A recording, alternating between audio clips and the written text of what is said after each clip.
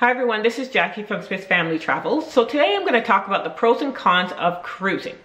So we've been on a couple of cruises, one with our kids and one with just the two of us, Patrick and I, and it's very different than any other type of vacation that we've been on.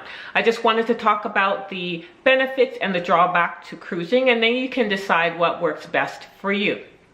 So one of the pros that we find in cruising is the food. So when we go somewhere like Rome or Barcelona, we've rented apartments. And so we'd have to find a grocery store and pick up some staples like milk and bacon and eggs to make some breakfast, and also pick up a few snacks so that we're at least eating something in the morning before we go on our excursions. When you're on a cruise, you don't have to worry about that at all. That was a highlight for me. So, I mean, there is food galore on a cruise, and anything you've ever heard about cruises and a lot of food, it is true.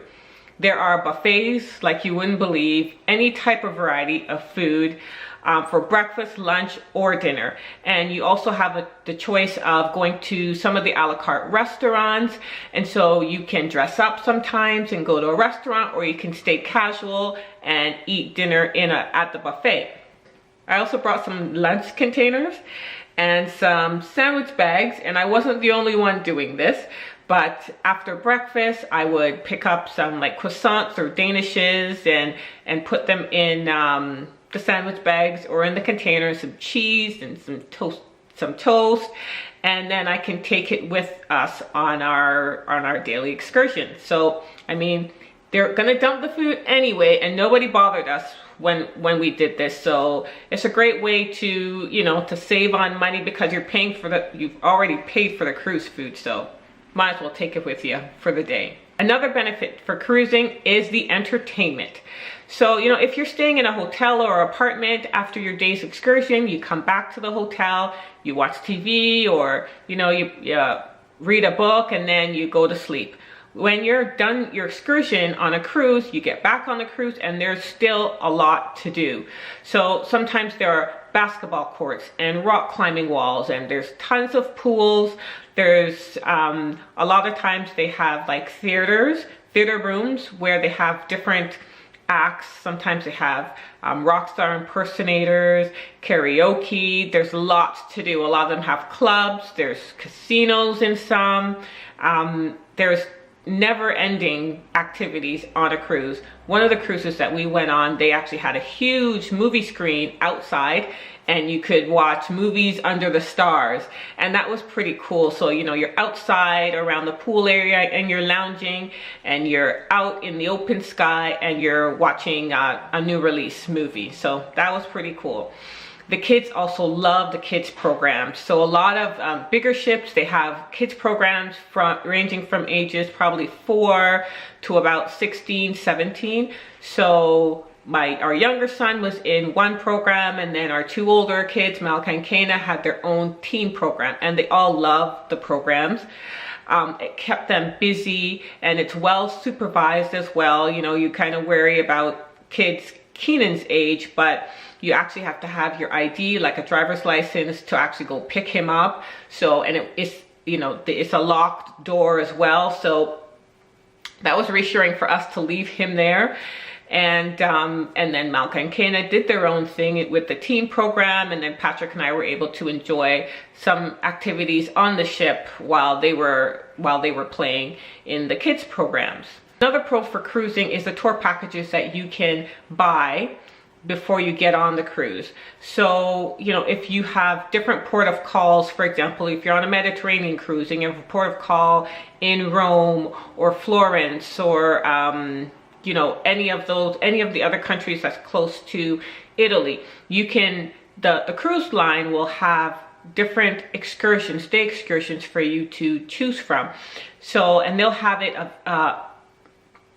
and the excursions will have different levels. So it'll be, you know, a leisurely day trip, as opposed to something a little more rigorous and you're doing a lot of walking, or it's going to be strenuous. So they rate them that way, and then you'll have different prices depending on what type of excursion it is and how long the excursion is. So you have a wide range of choices that's available to you from the cruise line. If you go with the cruise line, you also have the benefit of, you know, being picked. They pick you up straight from the port, you go on the excursion, and they drop you right off at the port. And if for whatever reason they're late, the cruise line is gonna wait for you. The cruise is gonna wait for you. You can book, like you can actually get off the ship, and then you'll find that there's a lot of tour companies right by your cruise ship trying to sell you their tour packages. And of course they're going to be cheaper than what's available on the cruise. But if for whatever reason they get stuck in traffic and you get back to the port late, the cruise is not going to wait for you. So we've never taken that chance. We've always booked our activities with the cruise line because we want to make sure that we get back on the cruise.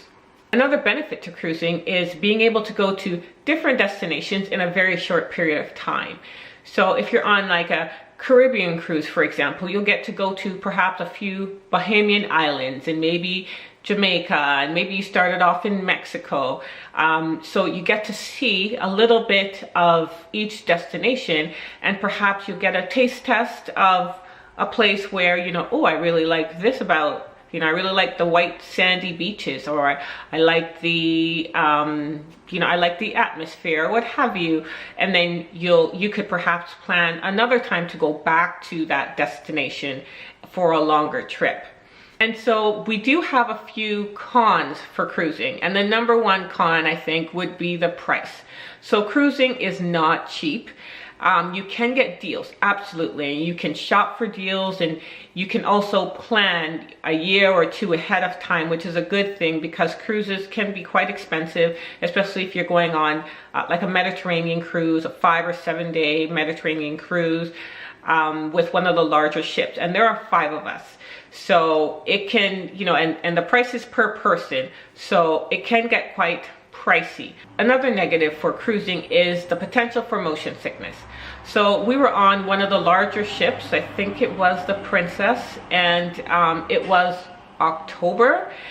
And so one of the days we had really rough water, and we actually could not dock in one of the ports. So we had to miss one of the ports because the water was so rough.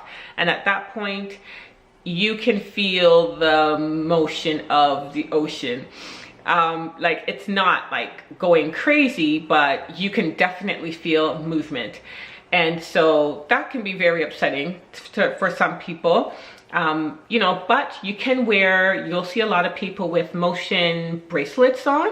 And it has a little ball that goes right in, I guess, this tension point, and I guess it calms, I don't know, it puts you on an equilibrium. I have no idea, but I wore it and it seemed to work for me. You'll also find some people that have these stickers that they have behind their ears for motion sickness. You can get motion sickness pills as well. So that kind of alleviates or minimizes your chances for motion sickness. But it is a warning, but you just prepare and you plan and you bring whatever you need to minimize the chances of getting motion sickness.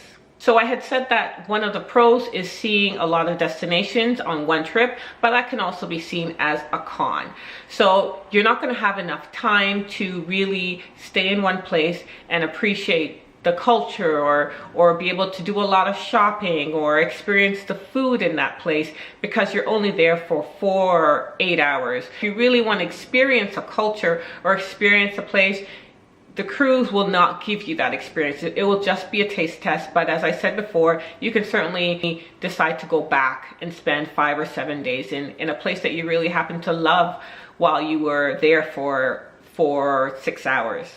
And another con is the room size. So of course, cruises, they try to pack as many people in as possible, and the inside room is the cheapest room, and we got 2 inside rooms, which means that there are no windows. They have these little fake windows. They're like paintings, I guess. And did we have a window that was showing on the inside? I don't remember, but anyways, inside rooms, no windows. They're very compact, and for us it was okay because we didn't spend a lot of time in the room anyway. We only went in there to sleep. We were out and about, and you know, you enjoy the pool and you're outside. Even at night there's plenty of room to walk around, and you go play basketball or mini golf until you're ready to go to bed.